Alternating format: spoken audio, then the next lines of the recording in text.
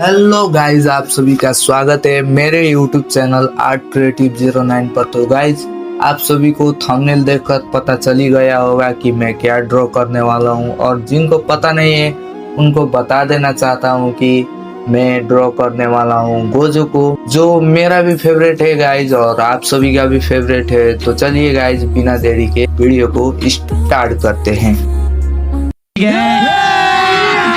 अभी मजा आएगा ना भिड़ो। तो गाइस, इसका आउटलाइन पहले से ही बना लिया था, कुछ प्रॉब्लम्स की वजह से रिकॉर्ड नहीं कर पाया, मगर इसको इरेज करके मैं फिर से ड्रॉ करने वाला हूँ।